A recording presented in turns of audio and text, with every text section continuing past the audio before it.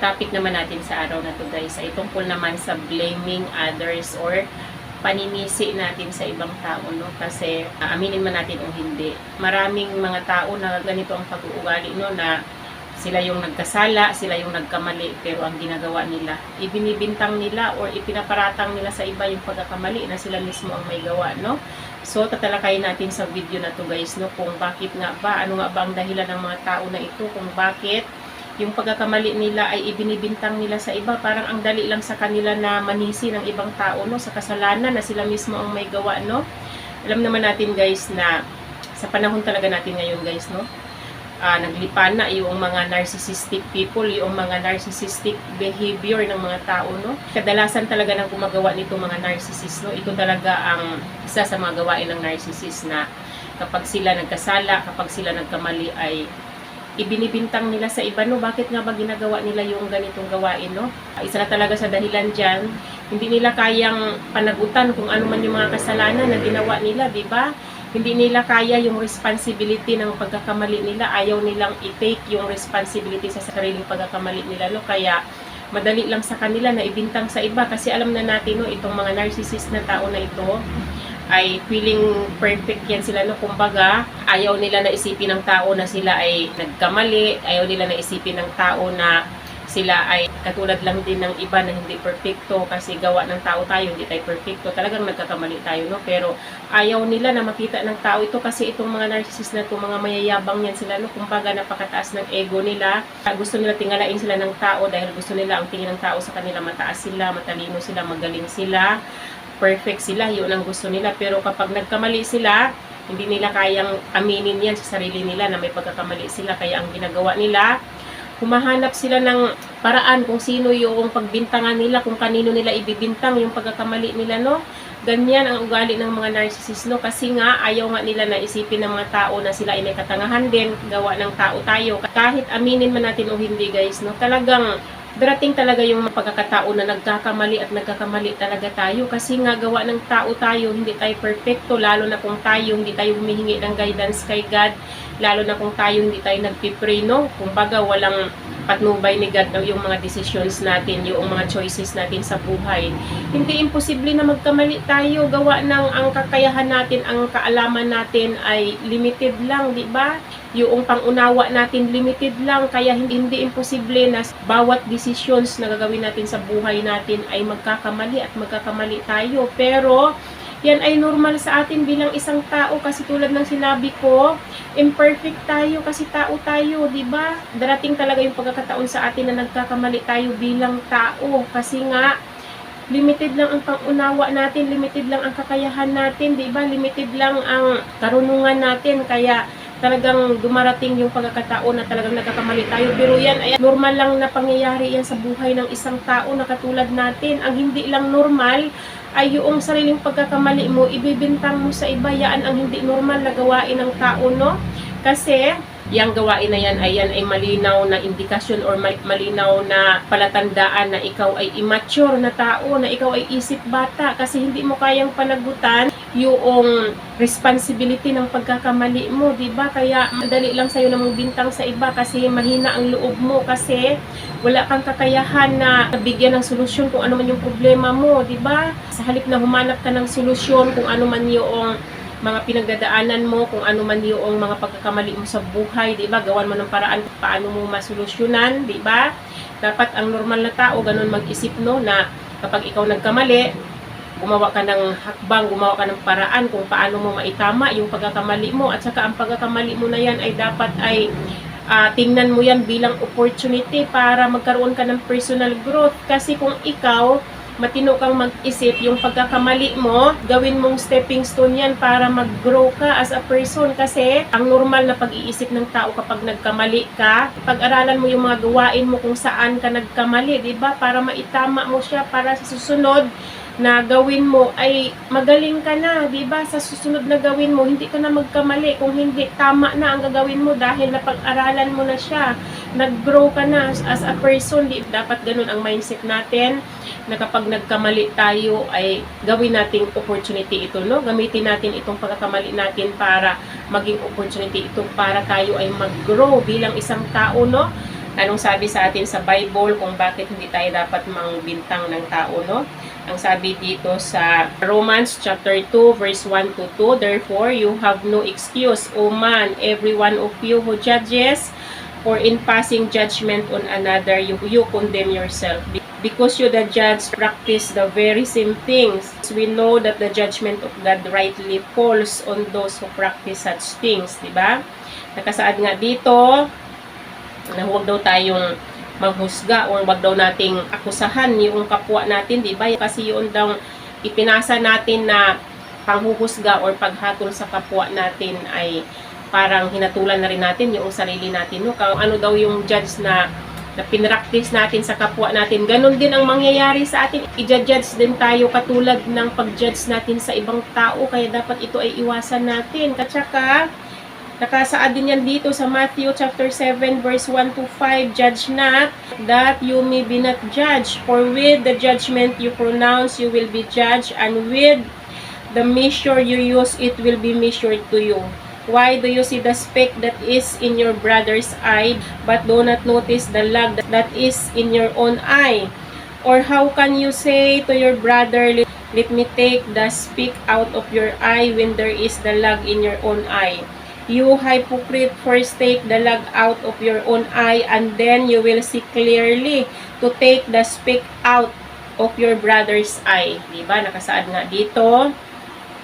Huwag nga daw tayong manghatol ng kapwa natin. Huwag natin silang hatulan. Huwag natin husgahan yung kapwa natin kung ayaw daw natin na mahusgahan tayo. Kasi kung ano daw yung judgment na pinataw natin sa kapwa natin, ay ganun din daw ang judgment natin, di ba? At saka, kung ano daw ang sukat na ginamit natin sa panghusga natin or pang-judge natin sa kapwa natin, ganun din daw ang sukat na gagamitin sa atin ng Diyos. Ang nakasaad dito, bakit daw nakikita natin yung speck? Ibig sabihin, batik, no? Bakit daw nakikita natin yung batik sa mata ng kapwa natin? Ibig sabihin, batik lang siya. Minor sins lang or minor lang na pagkakamali itong speck na sinasabi dito, no? Pero hindi daw natin nakikita yung lag na nasa mata natin. Ibig sabihin, lag, yan ay malinaw na malaking kasalanan, no? Ibig sabihin, lag ay yung obvious na kasalanan, yung malaki na kasalanan. Nakikita natin yung minor na kasalanan na ginagawa ng kapwa natin, samantalang yung sariling kasalanan natin na napakalaki hindi natin nakikita, di ba? Ang sabi dito, bago daw tayo pumuna sa kapwa natin, punain muna natin mismo yung malaking kasalanan natin sa buhay natin bago tayo mamuna ng ibang tao. Yan ang ibig sabihin ni Jesus Christ dito, no? Naunahin muna natin punahin yung sarili natin. Kumbaga, ayusin muna natin yung pagkakamali natin, ituwid muna natin yung pagkakamali natin bago tayo mamuna sa kasalanan ng ibang tao. Diba? Kung tayo mismo makasalanan tayo, mas malaki pa yung kasalanan na ginagawa natin kaysa kapwa natin. Wala tayong karapatan para punahin sila. Diba? Yan ang ibig sabihin ng Bible verse na ito, no? At saka, sabi rin dito sa Proverbs chapter 28 verse 13, whoever conceals his transgressions will not prosper, but he who confesses and forsakes them will obtain mercy. Ibig sabihin, kung sino man daw yung mga tao na hinahide ba or tinatago yung mga kasalanan niyang ginagawa, ay hindi ito daw yung maging dahilan para hindi ka magkaroon ng total success, no? Para hindi ka magtagumpay sa buhay mo, no? Pero kung sino man daw yung inihayag yung kasalanan niya sa Diyos, no? Kumbaga, inaamin na yung kasalanan niya, no? At inihingi niya ng tawad, ay siya yung makaka-obtain ng mercy ni God. Siya yung makakakuha ng kapatawaran ni God. Yung mga tao na nagko-confess sa mga kasalanan nila, no? Matatanggap nila yung kapatawaran ni God, at maaaring ito ang maging dahilan para magkaroon ka ng reward kay God kapag ikaw ay nagsisi sa mga kasalanan mo. Inihayag mo sa Diyos, di ba? Inamin mo sa Diyos kung ano yung mga pagkakamali mo, ano yung mga kasalanan mo. Sa halip na itago mo yung mga kasalanan mo, i-confess mo sa Panginoon yan para makuha mo yung kapatawaran ng kasalanan mo, di ba? Magiging daan yan para ma-restore yung or magkaroon ka ng relationship kay God, di ba? Dapat ganun ang gawin natin. Sa halip na pagtakpan natin yung mga kasalanan natin, ibintang natin sa iba, di ba? Ibintang natin sa iba yung kasalanan natin para magmukha tayong malinis sa tingin ng tao, para magmukha tayong magaling. Kawawa naman yung mga tao na pinagbintangan natin na wala naman talagang kasalanan, di ba? Di ba kayo nakukonsensya na kayo mismo ang gumawa ng kasalanan, pero ibang tao ang nagdurusa sa mga kasalanan na ginagawa niyo sa sarili niyo? Di ba itong mga tao na gumagawa ng ganito, walang konsensya, basta lang maialis nila yung sarili nila doon sa sitwasyon na yun, basta lang ay magmukha silang malinis, magmukha silang matalino, magmukha silang magaling sa paningin ng iba. Wala silang pakialam kung may nasasagasaan silang tao. Wala silang pakialam kung may nasasaktan silang tao, no? Wala silang pakialam kung may naapakan na silang ibang tao. Basta ang halaga sa kanila, malinis nila yung imahe nila, di ba? Napakasamang gawain ng isang tao itong ganito, no? Kung hindi mo kayang dalhin or kung hindi mo kayang i-take sa sarili mo yung responsibility sa pagkakamali mo, huwag mong gawin, di ba? Huwag mong gawin dahil hindi mo pala kaya yung responsibility. Kung ikaw nagkamali, hindi mo pala kayang i-take sa sarili mo yung responsibility ng pagkakamali mo, iwasan mo na huwag mong gawin para hindi ka magkamali, di ba? Ganun lang kadali, no? Kasi ako talaga, no, personally talaga, madalas talaga ako mabiktima nitong mga narcissistic people, mga narcissistic person, no? Kasi base sa sariling experience ko, no, yung dating asawa ko, may pagka narcissistic behavior siya, no. Kumbaga, kasi yun, napakababaero nung ex ko, no. Sobra talaga ang pagkababaero nun. As in talaga, hindi nakakontento sa isang babae lang. Kung marami mang papatol sa kanya, talagang hindi niya tatanggihan, no. Kung may mga tao man na magkakagusto sa kanya, talagang hindi niya talaga yan tatanggihan. As in, ganun siya kababaero, no. Ang pagiging babaero niya na yun ang nagiging dahilan kung bakit nagkahiwalay kami, no. At saka, ang pagiging babaero din niya, yun ang dahilan kung bakit nakulong siya. Di ba nakakulong ngayon yun? Kasi nga dahil sa babae, no, dahil dumali ng minor de edad, na natalo siya sa kaso, kaya ang nangyari, nakakulong siya, no. Pero sa paghihiwalay namin na yon, ako ang sinisi niya kung bakit nasira daw ang pamilya namin. O di ba? Siya yung nambabae ng paulit-ulit. Minsan dinadala pa sa bahay namin yung babae kapag wala ako, no. Kapag nagbabakasyon ako sa probinsya, yung mga babae niya, inuuwi sa bahay, pinatpatulog sa bahay namin ilang gabi, ilang araw na nasa bahay namin dahil wala nga ako, nasa probinsya ako. Kung hindi niya alam, maraming CCTV sa kapitbahay, di ba? Maraming mga CCTV na mata ng kapitbahay. Hindi niya alam na maraming chismosa sa kapitbahay, no. Pagdating ko, pag uwi ko doon sa bahay namin, ay grabe na ang balita, di ba? Na ibinabalita nila sa akin kung ano ang ginagawa niya. Tapos ngayon, nung naghiwalay kami, dahil napuno na ako sa kanya, ako yung sinisisi, no. Ganun ang mga narcissist, no. Ibiniblame sa akin kung bakit nasira ang pamilya namin. Ang pinaka-worst pa sa lahat, ibiniblame niya sa akin kung bakit nakulong siya. Hindi ko naman sinabi sa kanya na dumali siya ng minor de edad, kasi nung time na yon, na nagkasala siya kasi dumali nga siya ng minor de edad, no. May asawa na siyang iba noon nung time na yon. Kung baga, may ibang babae na siya, hindi niya dapat gawin yon kasi nakasama naman siya, di ba? Pero dahil sa pagkababaero niya, hindi niya naiwasan ang gawain na yun.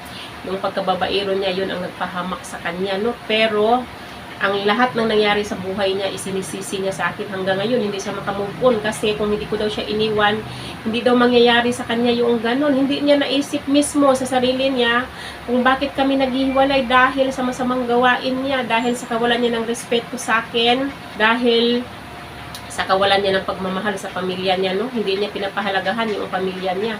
Kaya niya nagagawa yung pambababae niya dahil wala kaming halaga para sa kanya, wala siyang respeto sa amin, no. Hindi niya naisip yun. Ang naisip lang niya, sarili niya lang ang iniisip niya, yung pamilya niya hindi niya iniisip, no. Yung pakiramdam or yung emosyon kung ano ang nararamdaman ng pamilya niya, wala siyang ganung no, dahil nga narcissistic behavior. Yung mga immature na tao, hindi kaya yung responsibility nila, hindi kaya yung pananagutan sa pagkakamali nila, kaya madali lang sa kanila na ibintang sa iba, no. Kaya tayo guys, no, sana wag natin ugaliin yan. Anong sabi dito sa Hosea chapter 4 verse 4?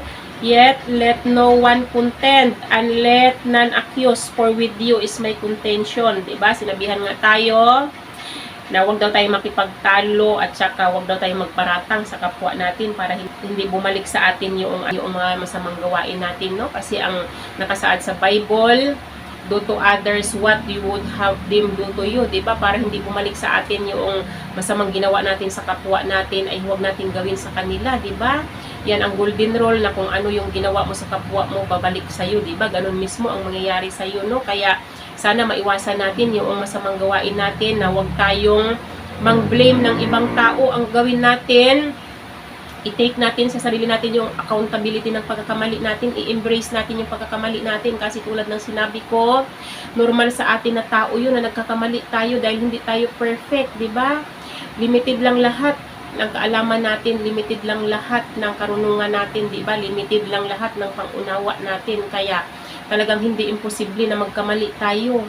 Ang gawin na lang natin, i-embrace natin yung pagkakamali natin at gawin natin itong stepping stone para magkaroon tayo ng personal growth. Kumbaga, pag-aralan natin kung saan tayo nagkamali, di ba? Pag-aralan natin kung ano yung gagawin natin na hakbang para maitama natin yung pagkakamali na yun sa halip na ibintang natin sa iba, di ba? Ganun dapat ang mga normal na tao. Kung normal kang mag-isip, ganun ang mindset mo na gumawa ka ng paraan para maitama mo yung pagkakamali mo, di ba? Para sa susunod na gagawin mo ulit yung hakbang na yun, ay tama na yung gagawin mo, hindi ka na magkamali kasi napag-aralan mo na, natuto ka na, di ba? Higit sa lahat guys, no, yung pagkakamali natin dapat ay matuto tayo, gawin nating lesson learn yung pagkakamali natin, di ba? Para sa susunod hindi na natin uulitin kasi alam natin na mali yung ginawa natin, hindi na natin uulitin para gumawa na tayo ng tama sa halip na busy tayo sa pang-blame ng ibang tao na wala namang kasalanan, di ba?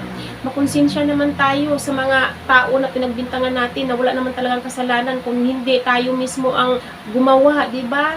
Aminin natin sa sarili natin na kahit sa ayaw man natin, sa gusto natin, may mga sariling katangahan tayo sa buhay natin. Bawat isa sa atin, no, may sarili talaga tayong katangahan kahit gaano pa tayo katalino, kahit gaano pa man tayo kagaling sa tingin natin, talagang may sarili tayong katangahan. Nagkakamali at nagkakamali talaga tayo, nagkakasala at nagkakasala talaga tayo dahil tao lang tayo, no? Sana matuto tayong i-accept yan sa buhay natin, guys, no? Sana, guys, ay baguhin na natin yung mindset natin na sa tuwing nagkakamali tayo, busy tayo sa kakahanap ng tao para pagbintangan natin, no? Busy tayong maghanap ng paraan kung paano natin ibintang sa ibang tao, kung paano natin ilipat sa kanila yung mga pagkakamali na tayo mismo ang may gawa, 'di ba? Magkaroon sana tayo ng pagbabago ng isip na huwag nating gawing libangan na yung pangbibintang natin sa ibang tao, 'di ba?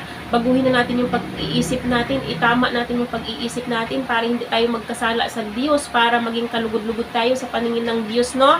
So, yun na naman yung aking ma-share sa inyo sa araw na to, guys. Sana may natutunan kayo sa akin. Hanggang dito na lang yung aking video. Bye-bye and God bless you all. Bye-bye everyone!